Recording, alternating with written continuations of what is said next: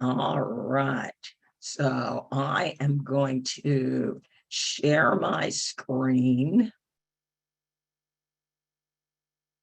Let's move all, oh, I've got all these little things on top.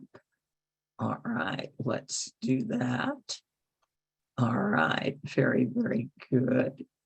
And, oh, I'll just share it like this. This is easy enough to see. Here we go. Welcome, welcome, welcome. I'm Andrea Miller. I'm founding board member for Center for Common Ground. And tonight we are talking about one of my favorite states, the great state of Alabama. So for those of you who may be new, we run a number of campaigns at Center for Common Ground. We're home to the Reclaim Our Vote campaign, the Students for Justice campaign. One of our board members runs Vote Equality. If you live in North Carolina, South Carolina, Georgia, or Virginia, you may have seen or will see shortly the RVG, our Ruthless Vote Getter, going through your state. So let's go through these slides. Now, it's going to take me a minute to get used to this. The mission of Center for Common Ground is a very simple one. We were founded to educate and empower underrepresented voters in voter suppression states. Think Virginia, go south all the way to Florida, hang a quick right, head west, get Mississippi, Georgia, Alabama, Texas, and then head north a little bit, and Arizona. And those are voter suppression states.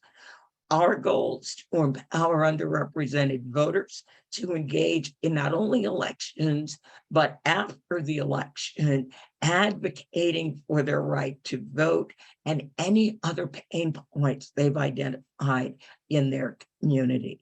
Because the whole idea about democracy is it's supposed to work for all of us.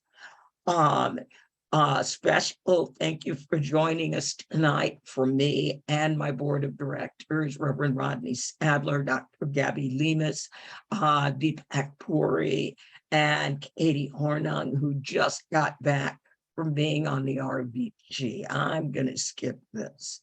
Now, a number of you postcard with us, and we are so delighted that you choose to send Center for Common Ground, Reclaim Our Vote postcards. So if anybody ever asks you, are postcards effective?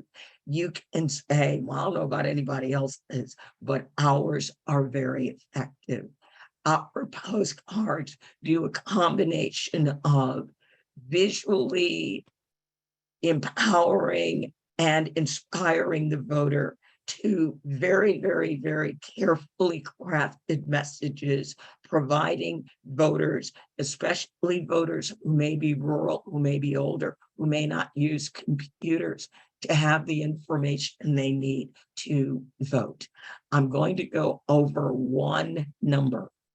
In 2021 in Virginia, in Petersburg, Virginia, we had 6,300 voters where the only thing we had was an address. We did not have a phone number. For those voters who received postcards, 43% of those voters who got nothing more than a postcard showed up to vote. Petersburg is a community in Virginia where people get very, very excited when turnout in an election reaches double digits. Turnout in Petersburg was historic. Now, we have done a great job signing addresses. Virginia is basically done. We've been early voting in Virginia since September 23rd. Georgia is also complete. So thank you, everybody, for taking all the addresses in Georgia. That means we still have addresses left in North Carolina, in Alabama, in Florida, and in Texas. As I said when I was talking about Petersburg, remember, some of our rural voters where we don't have a phone number and nobody is going to knock on their door, the only thing they may get giving them the information they need is a postcard. Now, we have hit a snag in our texting. I will be working on that later tonight and tomorrow morning. Our texting has been stopped by our vendor because of a 10 DLC issue. We are working to resolve it with that vendor. If we cannot resolve it with that vendor, we will then need to migrate our Georgia and North Carolina texting to our spoke server. So we have 3 texting servers. If we have a problem with one, we can immediately move to the other server. But that means rebuilding all the scripts to get ready to text on the other server. So those of you who are texting with us, check Slack tomorrow, because by tomorrow afternoon, I will know, are we going to continue with Outreach Circle, or are we moving everything to Spoke? Gabe, do you want to talk about phone banks? Yeah, I can talk about phone banks. Can you hear Thanks, me okay? Gabe. Yeah, we hear you. Okay, all right. Well, we just put up a Florida phone bank, and that's going into specifically Florida City, which is in Miami-Dade County. That's the newest of the phone banks. If you go to centerforcommonground.org/phone bank, you'll see all of the states we have. There are quite a few options, especially in Virginia, where early voting has begun. We have a bunch of different counties. And you'll also be able to sign up for a national guided phone bank there. We have Tuesdays, Wednesdays, and Thursdays. We have national guided phone banks. And so that's where we get you set up to start phone banking, and then you can make calls. You also can just make calls on your own time, 9 a.m. to 8 p.m. in your target state's time zone. So if you want to go ahead and train yourself, if you're a quick learner, all of the training resources, including a text document and a video document, are on that website. So I put that website in the chat, centerforcommonground.org/phone banks. You can just find it from the main Center for Common Ground website. So things are ramping up now. We're getting a few more callers, which is great. And let's keep the momentum going. Yeah, all the way to election day. And the counties that are going to be going up in Florida, we have already consulted with our Florida partners for which counties can we contact that experience the least trauma from Hurricane Ian. So we'll get this in the chat. If you've got questions or want to know about postcards, you can go on our website and you can get information about postcards, phone banks, and or texting. We are also urging people to look at becoming a poll worker. Poll workers are paid staff who work inside the polling locations. And so many of our states have early voting, the ability for them to open polling locations is really directly based on, do they have enough poll workers to staff those polling locations? So if you go to powerthepolls.org/CFCG, that is our special page where we can track the people that have come through us who want to be poll workers. And now, just kind of a quick review of the states where we are working that historically have an African American Senate candidate. Now we're grading on a curve. We're saying they merely need to be African American. We're not requiring that they be sane or decent human beings. We're just looking at 2022 is a historic year. Georgia has 2 African American Senate candidates. Georgia, the voting age registered population is 38.32% by BIPOC. I keep forgetting to change this slide. Val Demings is the Senate candidate from Florida. Florida is already a majority minority state at 55.83%. In Alabama, we have Reverend Will Boyd. Alabama is 41.51% BIPOC. In North Carolina, Justice Sherry Beasley. North Carolina is 39.10%. In Louisiana, Gary Chambers is highly likely to be the candidate. Louisiana is 53.99%.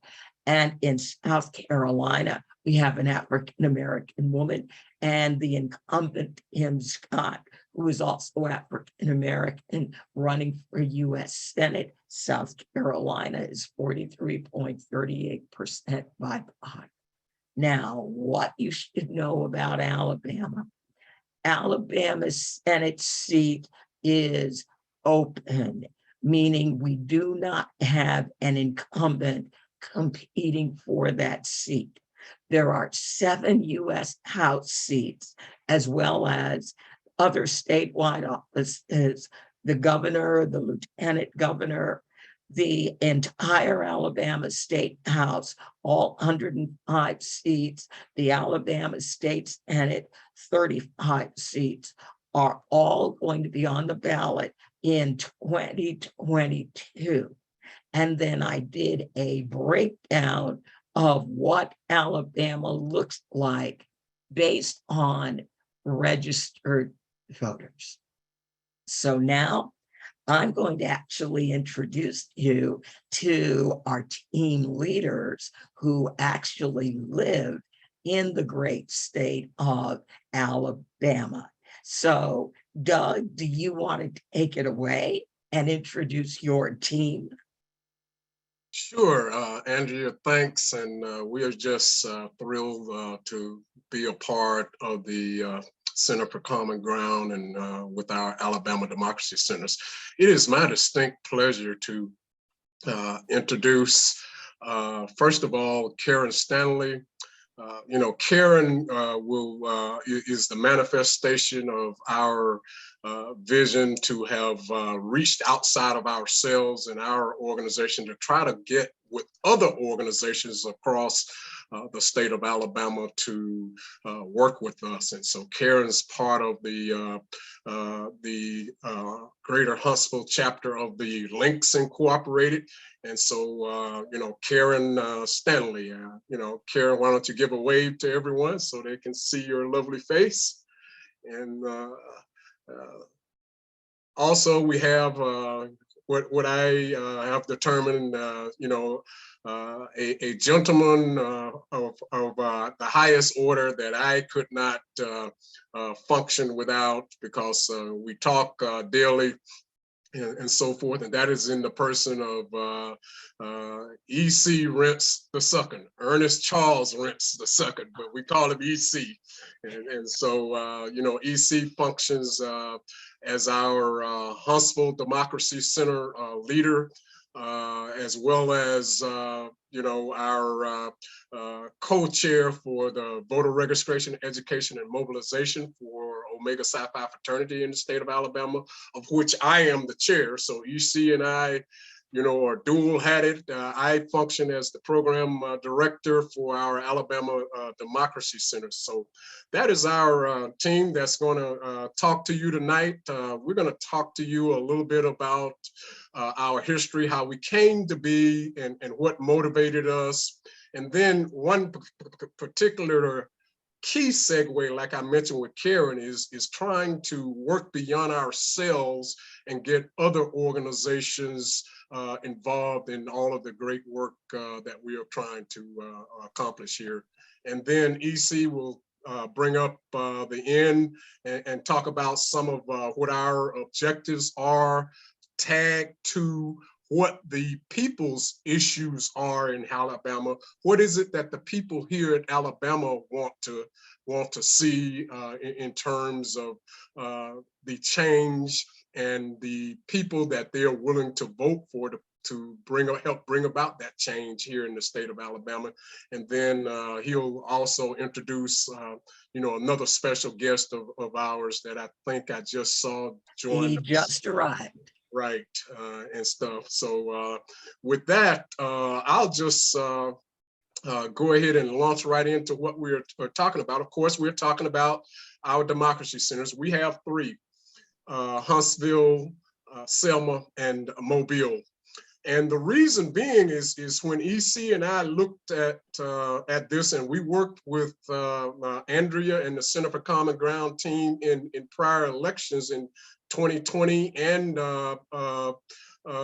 you know, maybe a year even prior to that, you know, we got introduced.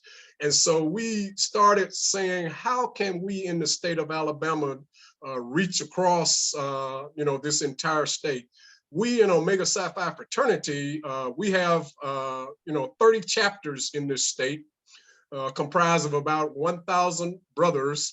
And half of those chapters are on college campuses throughout the, you know, the state of Alabama. And we said, how can we work best, you know, that, and then of course, you know, we all experienced the pandemic. And so how do we work best in that? And so certainly Center for Common Ground and Andrea and team have been a godsend to us in that respect. So we have these three democracy centers that have regional responsibility. And I'll talk a little bit more about those.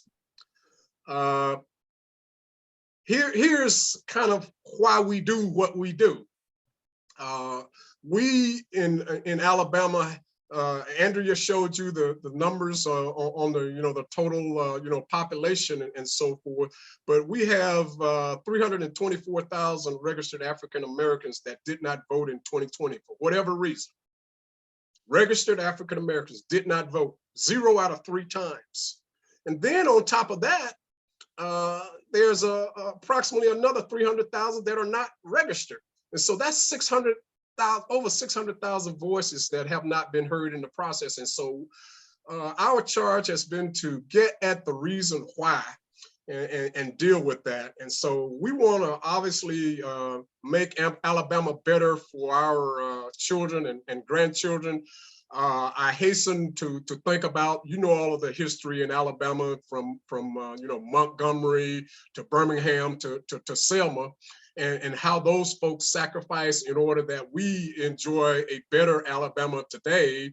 But we have to fulfill our role at this point in time to make this an even better Alabama for you know, our families and for our kids, and you know, for the entire state, for all citizens and stuff. And so that's why these democracy centers are a very important and vital resource to us being able to accomplish that.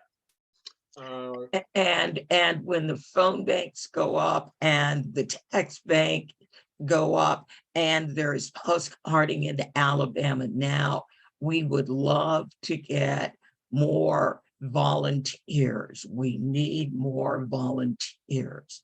Absolutely. And go ahead, Doug, sorry.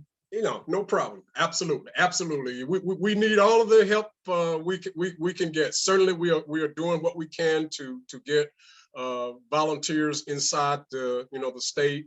And of course, this chart just gives a further breakout on what we talked about earlier. Andrea mentioned earlier BIPOC. Well, those are the numbers that are circled there. When you add all of those together, that's about 372,000 BIPOC votes that aren't being exercised in the state. And why? There's a mindset, and there's also a lack of hope. And so we're adamantly committed to trying to change that in order to move forward. Next one, please. So when we worked with Andrea and team, and we became official partners on Juneteenth of last year, we said, what is it that we got to do? Omega Psi Phi charges us to do what we term VREM, voter registration, education, and mobilization, as a mandated activity. And so our 7th district, which comprises Alabama, Florida, Georgia, and Mississippi, our leadership said, y'all know what y'all supposed to do on that, so go do it. And so we said, but we got to find a new way to do it. And so we found a new way when we found Center for Common Ground.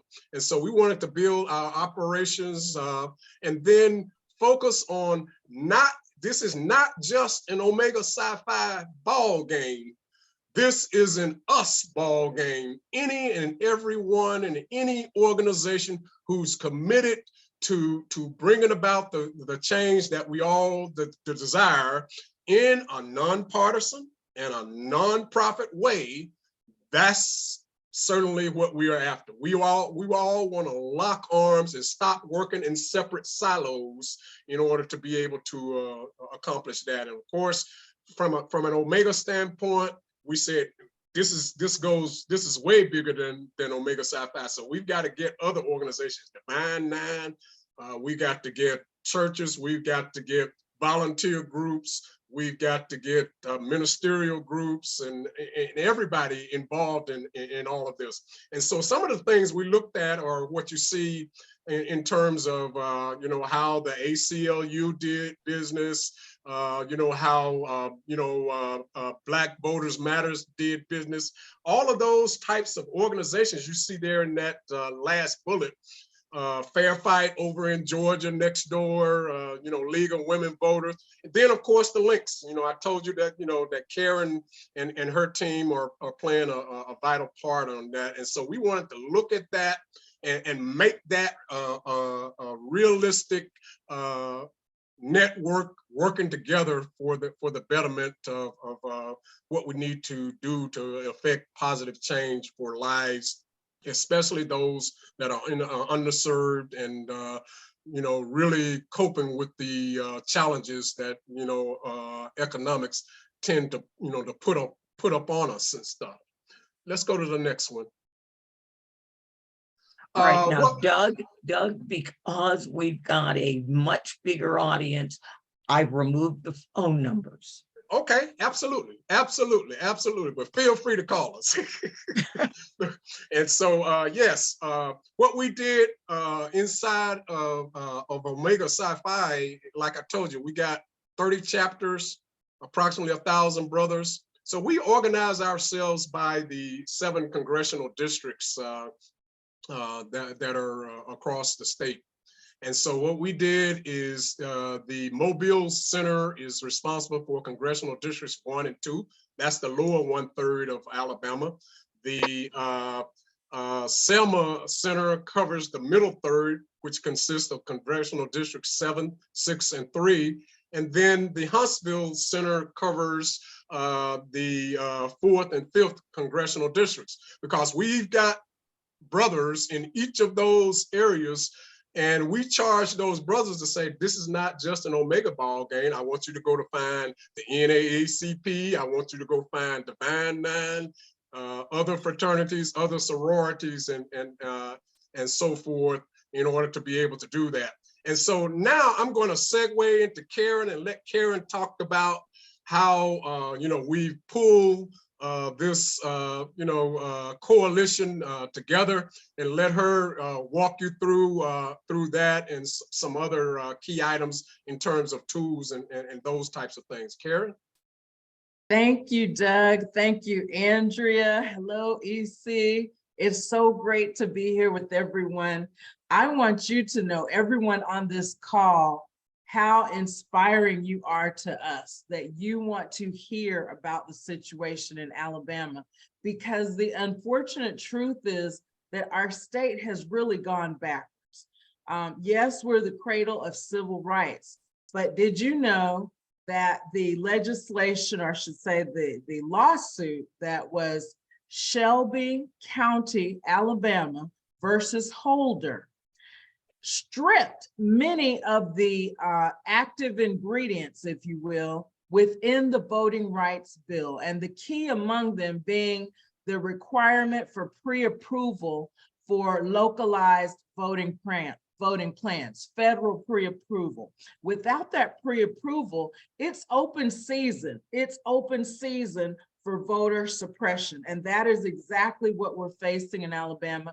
I mean, I would hate to see the numbers go back to, when you only had probably hundreds of registered African-American voters because they had to guess the number of jelly beans, or they had to recite the Constitution. And I can tell you all of this, it's generational for me. It's so meaningful. I grew up in the 60s. I was actually born the night before the March on Washington. I couldn't miss it. I had to get here. And my mom was watching it from the hospital room. So I just think that I've been interested in civil rights and voting rights forever. And so if you see me get excited and passionate, that's because I am. And it's just a must do. And so many of us, Doug, EC, some of us are born in Alabama, some of us immigrated to Alabama, but whatever the case, we're here now. So I want to talk about this coalition that we have cobbled together. And I really want you to remember two things.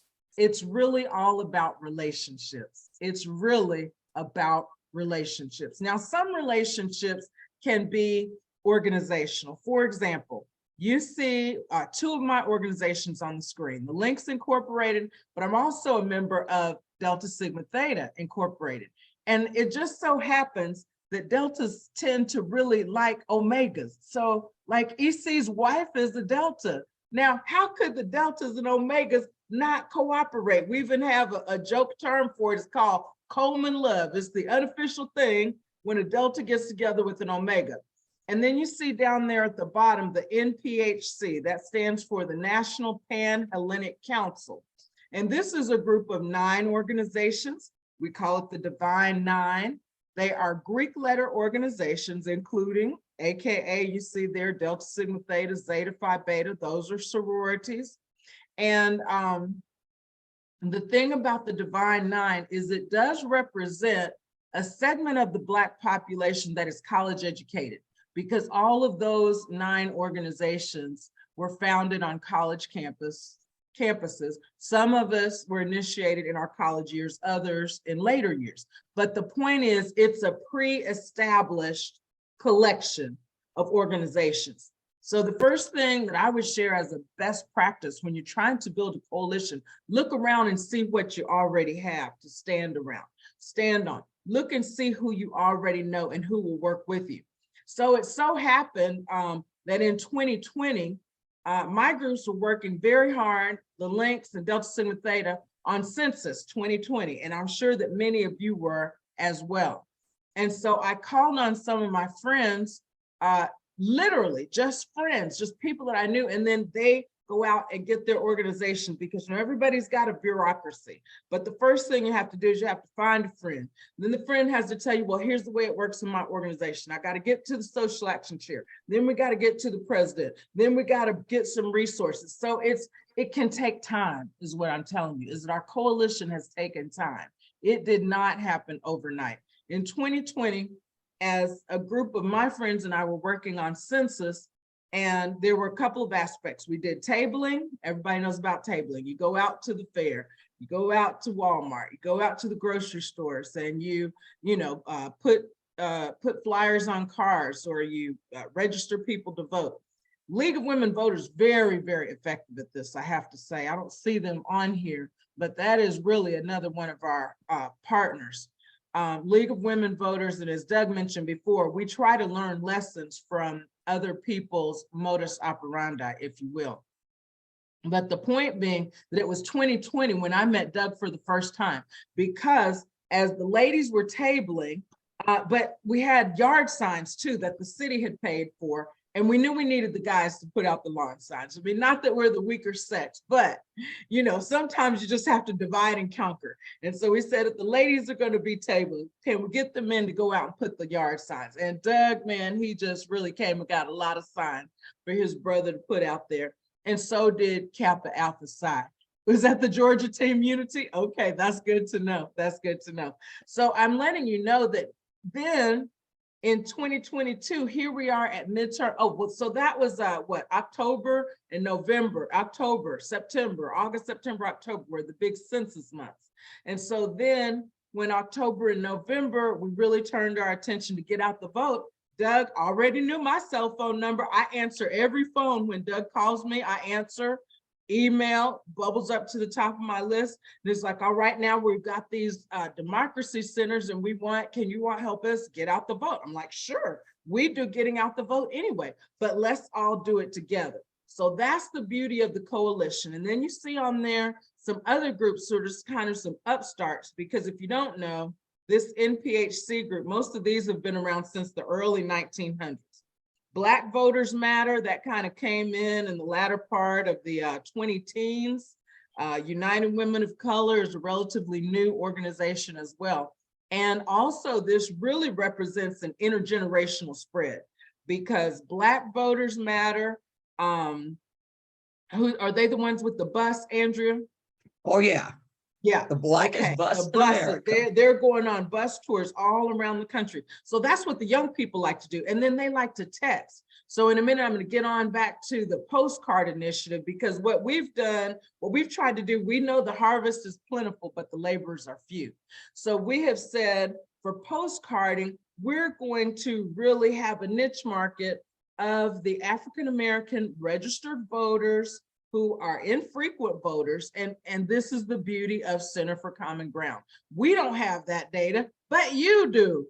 We know then that older people would like to receive postcards. Younger people would like to receive and send texts. So we try to let any volunteer get in where they fit in. Do what you like to do. Okay, so you see up there the links. We're mostly doing postcards, the AKAs and the Deltas. And just to give you a few numbers, we have in collaboration with Vistaprint, which is a great, mass volume powerhouse printer. Last week, we sent 8,000 cards to the Black Belt. These are the poorest counties in Alabama: Greene County, Wilcox County, places like Selma. You may have heard recently about the areas where they still don't have good, clean water, and the septic systems are messed up in and around Selma. That's called the Black Belt. So we had 8,000 cards go in there.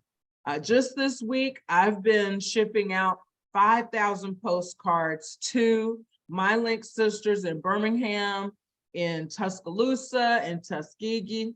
So that's another 5,000. Then we had 3,000 in Madison County alone. And that was because we had yet another partner over on the NUC, United Women of Color. And guess what? They came with their own postage. So that's the other thing. We are bringing resources together. Another group might not have the addresses, or they might not have the number of people to write the postcards, but they do have some money for the postage. So we just welcome everybody in the coalition to bring whatever they have. And then, you also have people who are just busy. They have families, their jobs don't allow them to do so much volunteer work. They'll give money. So then those who can volunteer, volunteer. Those who give money, give money. Now, we want to say, we know that this is a nonpartisan effort. And therefore it is just fine for faith groups, and it's right for faith groups to get involved. When you think about the civil rights movement, you have to know that Martin Luther King Jr. spoke mostly in churches. I mean, before there was the March on Washington, let me tell you, he had done that speech. That's why it was so great. He had done that same speech in Huntsville, in Birmingham, in Montgomery, and he was perfecting the message. And that's what we have to do. And we're going to go on to the next card, the next slide, and you'll see what some of those messages are. Well, actually, this is what tools are we using. We're using texting. As I mentioned, young folks like to text. Phone banking. I had a girlfriend say, well, I don't mind talking on the phone. Sometimes you end up with like an elderly person. You can tell they're young, they're lonely. So they just talk to you and listen. So, some people like getting phone calls. Some people like making phone calls. And then, as I said, there's the postcard initiative. So we're looking at about 13 to 15,000 postcards, but you saw the number. We can't do it by ourselves in Alabama. So I just have to appeal to all the volunteers on this call. Find 5, 10 friends, hold a postcard party, because there's just so many more than we'll ever get to. However, what we have to realize is that even if we create a buzz, okay, so let's say, for example, we're going to send a lot of postcards to Opelika, Troy, Dothan. You may not know these cities, but it's one of the lower congressional districts where an African-American female is running for Congress, and we feel she has a good chance.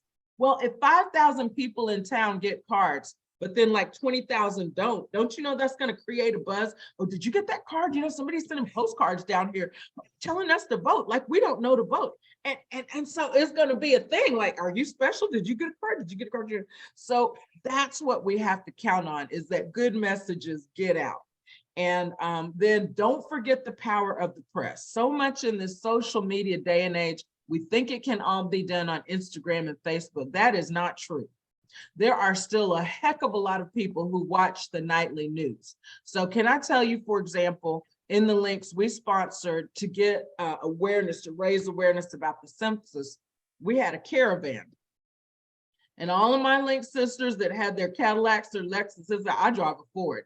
But anyway, we drove circles around all of the public housing projects. Okay. And a lot of the people weren't even up. They weren't even out watching, but the news was there. So you figure if even only 10 people saw us go past their house, 20,000 people saw it on the nightly news, and they ran it the next morning too. So I'm saying that to say we have these tools. Texting and phone banking, texting in particular is relatively new. Phone banking, the thing that I love about the tools that are promoted by the Center for Common Ground, and you can have the Google phone number and it's gonna mask your real phone number, and people are feeling a lot safer about that, now that everybody has caller ID, rather than just everybody know who you are calling them. So we want you to use whatever tools you're comfortable with, and then try to make a press story out of it. So for example, as we get ready to mail our, from Huntsville, we'll be mailing out about 4,000 cards. We'll just have all of our ladies with big old baskets going to the post office and invite the TV cameras to come. We have a friend in Kappa Alpha Psi who's an amazing media person. Whenever he says something, he knows just how to craft that press release, and I'm telling you, those TV cameras show up. I was on TV 3 times in the 2 weeks leading up to the census deadline, because once they kind of get your name and they know that you're one of the community organizers, then just this station's going to come, and then the next station is going to want to talk to you, and then the next station doesn't want to get left out. So I want to say that another tool for change is the traditional media. Just work with people in your organization or in your town. I'm sure Andrea and them can help you, but make a big deal out of what you're doing, because it's not just the people who receive the postcards, it's all the people who are going to see it on the news story. They're going to get a reminder to go out and vote. So next. All righty. Earned media, yes, that is the technical term for it. We try to keep the message to the voters simple. Doug mentioned that we want people to understand that the reason their vote still counts, and to understand that elected officials have so much say-so over their everyday lives, from education access to rental assistance. Broadband is a huge issue in Alabama. When the world went virtual due to COVID in 2020, there was an overwhelming majority of rural, especially African Americans, who did not have internet access. There were stories of kids going to sit on the steps of the public libraries because that was their, and that might be in the middle of the county, driving, you know, long distances just to get the library Wi-Fi. So broadband, you may take it for granted, but it's a big deal, especially in rural areas. Then child tax care credit, that's important. People can vote against that. And of course, in Alabama, we do have just some very hypocritical so-called representatives of the people, and they are denying health care for all because they turned down a program that would help so many Alabamians, but because they put the word Obamacare on it, they won't vote for it. And Georgia is the same way. And it's just really a shame. But we try to keep the messages simple. And, you know, I heard a presentation by a woman named Cecile Schoon. Andrew, you may know her. She is the president of the League of Women Voters of Florida, the first African-American woman to hold that position. And she just knows a lot about organizing and connecting with people. And she said, you know, each of us also just has to be a walking billboard from now until election day. You run into, oh, that's good. Thank you. A postcarding party. Thank you, Diva Mas. Just you're in the grocery store. You say it to the young person who's a grocery store clerk. Are you registered to vote? If you're old enough to work, you're probably old enough to vote. Well, why should I vote? Well, did you know that the money that comes to your schools is decided on by elected officials and so forth and so on? So each of us, whether you're doing 100 postcards or whether you're just saying the word vote, whether you wear a vote t-shirt, I don't have mine on today, but I have about 4 vote t-shirts, one for Delta, one for Lynx, one from a church, one for the NAACP. I can wear a different vote shirt every day of the week. If I wash every week, that's another question. But I got a lot of different vote shirts. So, you know, don't be embarrassed to just lift the cause on an individual level. You'll be surprised how many people mind that you can change. And so with that, oh, I also have to give credit where credit is due. Thank you, Carrie. And not only am I a child of the civil rights movement, born the day before the March on Washington, I am a direct descendant, if you will. I'm a protege. I'm an understudy of Mary McLeod Bethune and Dorothy Irene Height. If any of you know anything about the National Council of Negro Women, I learned a lot of what I know under that leadership. Janetta Cole has been the president. Now it's Dr. Thelma Daly. And many of those women happen to be in my sorority, Delta Sigma Phi. But at any rate, I had a consulting project with them, which was leadership development for Black women's organizations. And it was just the most amazing experience of my life. I was there to write cases and to do curriculum, but what I learned from them was so much more. And I'll just close with this coalition message that Dorothy Height always talked about, and she was quoting Mary McLeod Bethune.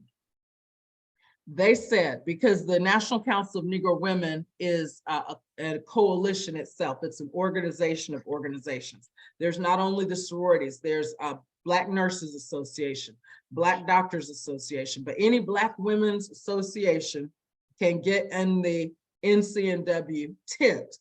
And what Mrs. Bethune said is, you have 5 fingers on your hand. Now, if I touch you with one finger, you might notice I'm tapping you on the shoulder, and you might not notice. 2 fingers will have a little more force, every finger that I have.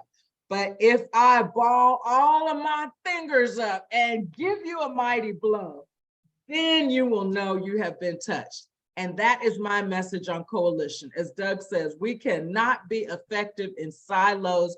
We must bring our fingers together and we can deal a mighty blow, because there's a mighty lot of work to be done, people. And we just thank each of you for tuning in and for listening to our story.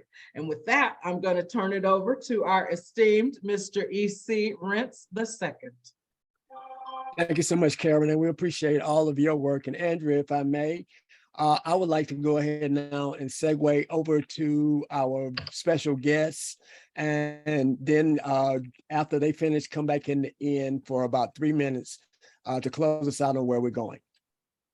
Oh, all right. We have heard from a number of people running for Senate. I know Dr. Will Boyd as an activist, and we invited him to join us for just a couple of minutes tonight to talk about Alabama and what's going on the ground. Will. Well, good evening, everyone. I hope you can hear me clearly. Thank you for the opportunity, Ms. Miller and others on the team. I appreciate all you're doing and continue to do. Being very brief, I'm Will Boyd running for United States Senate, but I'm just here tonight to talk about the importance of really an issues-based campaign and making sure that entities like yours are doing what you do to continue to get out the vote. One of the things that I've been doing for the last few months, really all of this year, has been talking to people in their respective counties about issues that they're facing. You know, as you look across Alabama, you heard obviously Karen talking about the fact that there are certain counties out there like Lowndes County where they're still struggling with adequate sewage services, or they don't have access to septic tanks or tapping into any type waste management system. Still yet today, some people who built homes in 1987 are still waiting for a septic tank. So there are problems in Alabama counties. Just yesterday, I heard about a young kid whose head was crushed by a dog that broke loose from a chain. As a result, his head was not only crushed, there was brain trauma, but he lost an eye. He could not be rushed to the hospital because it would have taken 51 minutes for the ambulance to get from Tuscaloosa to where he was in Aliceville, and then 51 minutes to get back. So someone had to take him in a car, and of course, time was lost. A lot was left behind on the table that could have been addressed at the time. And now he's suffering long-term and even experiencing lifelong issues. That all being said, we have certain counties in Alabama that don't have regional hospitals. Maybe you tuned into the SCOTUS oral hearings this week and noticed that we made the news again, and Alabama's being talked about as it relates to really our congressional lines being drawn unfairly. You probably heard of a case that's out there relating to Merrill v. Milligan and another case that is going to be litigated, but actually what that affects is whether or not the African-American voice has been or will be diminished. Some argue from 28% down to 14%. That all being said, we found the most effective way to drive people to the polls and to get out to vote, particularly that 324,000 African-Americans who batted 0 for 3 that you saw Mr. Bonner share. And of course, Mr. Rentz talks about not only those, but the 337,000 who didn't vote in 2018, the 150,000 African-Americans who did not vote yet in a gubernatorial race, but voted in a presidential race. We have a lot of people out there who need to vote, but as we go in and talk about issue by issue, county by county, different city by city, we see that people are getting excited. You just saw a postcard that was shared with you where someone was writing about Ward number 1. The important issues are to vote in support of Black-owned businesses, affordable housing, and fighting gentrification. So knowing what's important in each county helps. I've found out that what the Black Belt struggles with might not be what non-Black Belt counties struggle with. So just knowing what's important matters. Sometimes you can run into the same communities, but have people who are maybe pro-labor versus people who may be more pro-business. So I've learned that I spend time with my blue-collar workers, my United Mine workers who've been on strike for 19 months, and then I turn around and work with my friends who are struggling to start businesses up and keep them going in Alabama. So it is very important in closing just to know what people are concerned about so that you can drive them to the polls. as it relates to VRAM that Mr. Rentz and Mr. Bonner talk about with my beloved fraternity, Omega Psi Phi as well, voter registration, education, and mobilization is very important. I've spent a lot of time on the radio, and I really don't talk about my campaign. I just talk about the need for organizations like yours to have people supporting them who will phone bank, text bank, and get out and make sure they knock on doors. I believe with your support, I believe with you doing all that you're doing and continuing to magnify the cause, elevate the cause, share your app with as many people as you can. I believe we're going to see great success in the near future. So thank you so much for this opportunity. I hope some of you will check out the work that I'm doing here on the ground. And I look forward to returning to you soon as the next senator for the great state of Alabama. Thank you, Dr. Boyd. Thank you. All right, Doug, I'll get your slide back up. And then Doug, we're going to want to move it along. So I've got one more special guest who's got a really, really cool, fun tool for us. Okay, over to you, EC. I'll let you pick up that part, my good friend. Thank you. And we're so excited about Dr. Brother Will Boyd. The very important part to know about everything that Doug and Karen has stated, along with our candidate, Dr. Boyd, is that, first of all, let me say that this is a historic election in Alabama. As long as I've been there, which has been now about 30 plus years, this is the first time that we've had an African-American running for governor, elected by one of the parties, along with a African-American running for lieutenant governor. Of course, you've met Dr. Will Boyd, who's African-American, who's running for United States Senate. We also have 3 other candidates who are running for United States House, who are African-Americans. Ms. Kathy Warner-Stanton, running in the 5th Congressional District. Ms.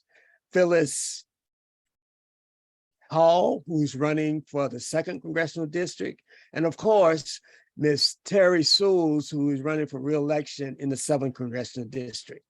That does not preclude any of the others who are running for state and House representation seat within the state of Alabama. So we're very excited about where we are, but we also know and are excited about the fact that we can win this if we are able to get the numbers out. We've always talked about from the very beginning the 324,000 registered African Americans who did not vote in 2020. Combine that with the 400,000 who did vote, and then the other 300,000 who are not registered. Even if we can get 70% of those to vote, we did not mention the fact that in every race that we have libertarians running who are thoroughly opposed to the Republican Party. Now, I know that we are nonpartisan and we maintain that status wherever we go, but we're also realists and look at the policies and the platforms, not the personalities. We've also been told that voting is money. So that is the direction that we're going. We have been fortunate enough through these last year to have accumulated grassroots organizations all over the state who are ready and willing to get on board on the same page. You see, they've always been on board, but everybody's been doing so many different things that we've never been together. The other thing is through our civic education and literacy is the fact that we have to train individuals to know that technically we're not a red state if everyone participates and make it the state that we would want it to be. So with that, I could go on and on and on about our hopes and challenges here in Alabama, the pride that we have with what we're doing. However, we want to make sure that we get everyone on this event tonight. So Andrea, I'll turn it back over to you. Thank you so much, Doug, Karen, EC, and Dr. Will Boyd for joining us tonight. Now, I've got another special guest, someone that I have known for a very, very long time, who is going to talk to us about a tool that they have that lets us look at the people that are in our phone and find out which way are they going to go when they vote. This is not something that Center for Common Ground as an organization would ever use. But people as individuals, it could be very, very interesting. I know it was interesting for me when I installed the app. So Bob, take it away. Thank you, Andrea. It's a pleasure to be here. It's a pleasure to see you. We've known each other for, I don't know, 15 years. A lot of years. A lot of years. So I'm Bob. I'm founder of Democrats.com. We started in 2000, which with the presidential election that was truly stolen. Those of you who remember Florida, yep, and the butterfly ballots and the recount that was stopped by the Supreme Court in Bush v. Gore, which was a travesty of a decision. And Al Gore should have been president. And we wouldn't have had all those terrible things like the Iraq War. So we have a large community of supporters. We have 10 million activists who are on our email list from all over the country, including Alabama. And they wanted a way to mobilize their friends for elections that was easy. You've probably all heard about relational organizing, and there's some amazing tools out there, Reach or Impactive or some of the others. But they all were too complicated. So we invented something simple called Swipe Blue. I'm going to hold it up here. I don't know if you can see it. And what we do is we match your contact list to the voter file, which is public information. And we show you which of your friends are Democrats. And then you just swipe them. That's why we call it Swipe Blue. You swipe them and up pops a message that we've composed, a text message that's a friendly voting reminder. And you just hit send and it goes out as a text from you with your name on it to your friends. There was a study of this method that was done in 2020, and it found that texting your friends is 29 times more effective than texting strangers, which just makes total sense because your friends are going to see your name. They're going to pay a lot more attention than if it's a name they don't know. So the app is called Swipe Blue. It's in the app stores. It's free. And we're getting, so I'll just put it in the chat, swipeblue.org. And folks tend to have hundreds of people in their phones, contacts. And it turns out if you're a Democrat, that most of the people you know in your phone, most of your friends are Democrats too. That's no surprise there.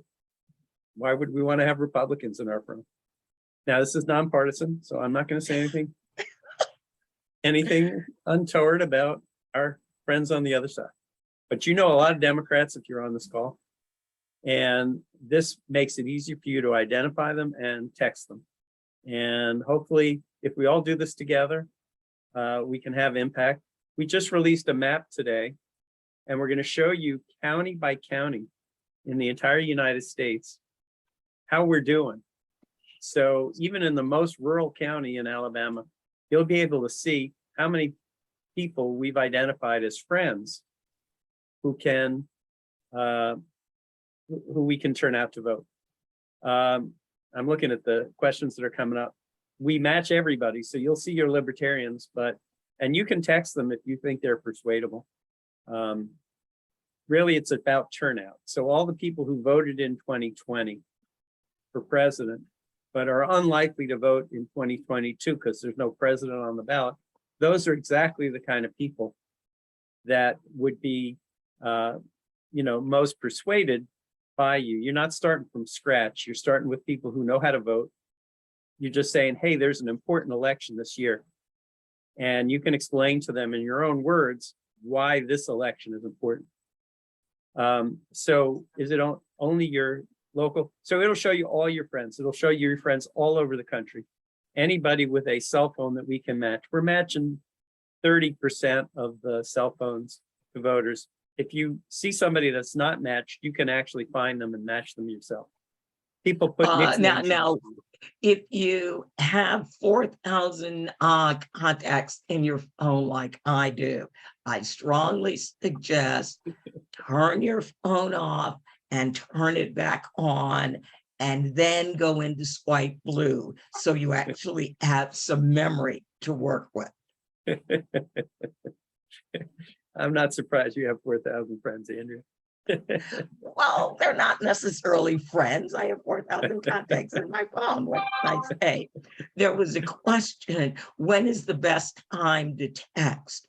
Now, we text strangers because we are texting from the voter file, and we're letting people know where early voting is and giving them the phone number of their local registrar.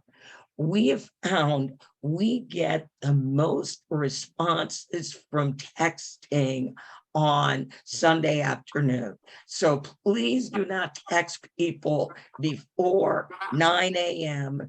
or we stop texting after 8 p.m.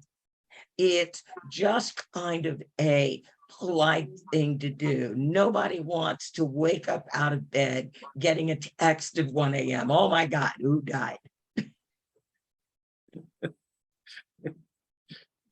Unless, well, these are your friends. So if you have a friend who's a night owl who's texting you at 3 a.m, you can text them back. And believe me, I have friends who do that. Right. Or that's somebody that gets deleted from my phone. All right. I want to thank everybody. I don't know about you, but I certainly had a lot of fun this evening. And can I hear a round of applause for our Alabama team? Doug, E.C., Karen, Dr. Boyd, thank you all so much for joining us.